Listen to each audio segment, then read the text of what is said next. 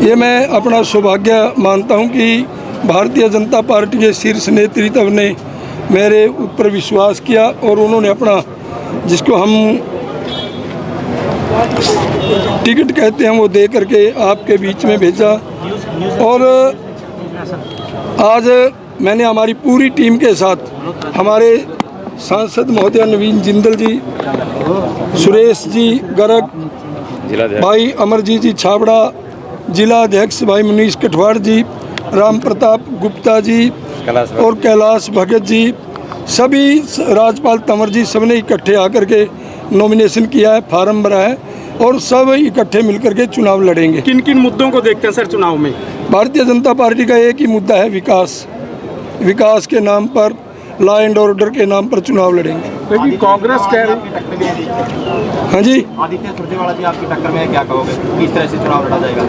पिछली बार उसके पिताजी थे टक्कर में, परिणाम आपके सामने है। अब की बार उससे अच्छी तरह से और चित करने का काम कांग्रेस करें। ये कह रही है कि इस बार जो है लोग जो है बदलाव चाह रहे हैं। कांग्रेस तो पिछले 15 सालों से कह रही है, जनता क्या चाह रही है वो पूछिए। लेकिन एक नई पार्टी आम आदमी पार्टी भी पहली बार चुनाव मैदान में, लगता है उससे कुछ फर्क पड़ेगा भाजपा को, सत्तारूढ़ पार्टी को? नहीं, भारतीय जो आम आदमी पार्टी है उसका हरियाणा में ना कोई जनाधार है, ना कोई, उनके पास प्रत्याशी भी नहीं है और उन वाला तो मैं उनके बारे में कुछ कहना भी नहीं चाहता। लीलाराम जी, जो आपने काम करवाया अपने कार्यकाल में, क्या मानते हैं आप अब की बार वोट जो है ले पाओगे आप पब्लिक से विकास कार्यों को लेकर? मैंने पहले ही कहा था, भारतीय जनता पार्टी विकास के नाम पर वोट मांगती है और जो भारतीय जनता पार्टी ने काम किया है उनके आधार पर हमें पूर्ण विश्वास है कैथल की जनता हमें वोट देगी और कैथल जिले की चारों सीटों पर कमल का फूल खिलेगा। सुरजेवाला जी एक बात कहते हैं कि मेरी तो चलती नहीं सरकार है, अब शहर में चलेगी वो सरकार बनानी है। सुरजेवाला जब मंत्री थे, कैबिनेट के मंत्री थे और हमारे हॉस्पिटल में बड़ी बड़ी यहाँ मशीनें आई थी, सीटी स्कैन, अल्ट्रासाउंड, और सारी उस समय की मंत्री गीता भुक्कल इस मंत्री से उठा करके ले गई और सारे शहर में बड़े बड़े पोस्टर लगा रखे कि बंदे में है दम।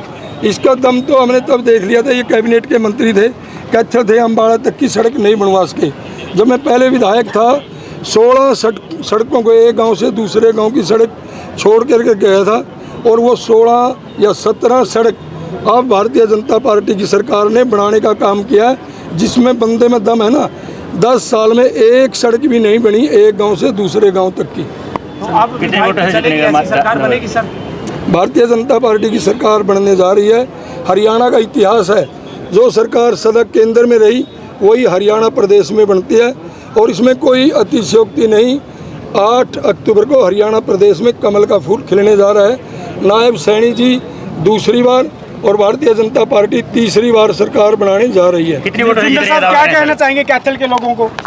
मैं कैथल के लोगों को मैं यही कहना चाहूँगा कि यहाँ से लीलाराम जी ने बहुत काम किया है। जो 1000 करोड़ की लागत से जो यहाँ पर मेडिकल कॉलेज बन रहा है, उससे जो है यहाँ पर स्वास्थ्य सुविधाएं बहुत बेहतर होंगी। और जैसे अभी लीलाराम जी ने कहा, इन्होंने हर क्षेत्र के में लोगों के भलाई के लिए काम किया है और आज जो है भारतीय जनता पार्टी हमारे यशस्वी मुख्यमंत्री नायब सैनी जी के नेतृत्व में चुनाव लड़ रही है और हमें पूरा विश्वास है कि हरियाणा के लोग चाहेंगे कि डबल इंजन की सरकार हो। केंद्र में नरेंद्र मोदी जी की सरकार है और हरियाणा के अंदर जब भारतीय जनता पार्टी की सरकार होगी, जिसके कि नायब सैनी जी मुख्यमंत्री होंगे, तो यहाँ पर चौमुखी विकास होगा, हर वर्ग के हित के लिए काम किया जाएगा। इसलिए मैं समझता हूँ कि हरियाणा के अंदर तीसरी बार भारतीय जनता पार्टी की सरकार बनने जा रही है और लोगों के अंदर, सभी के अंदर बहुत उत्साह है इसको लेकर। सावित्री जिंदल को लेकर चर्चाएं थी कि वो कांग्रेस में जा सकती है। नवीन जी, देखिए, यहाँ से लीलाराम जी की जीत को लेकर के हम बहुत आश्वस्त हैं। लीलाराम जी जो है बहुत ही मजबूत नेता हैं, धरती से जुड़े हुए नेता हैं और सभी जगह इनको जो है लोग बहुत चाहते हैं, इनकी सादगी को बहुत पसंद करते हैं और सभी जो है लोग इनके साथ जुड़कर चुनाव लड़ेंगे। बहुत बहुत धन्यवाद।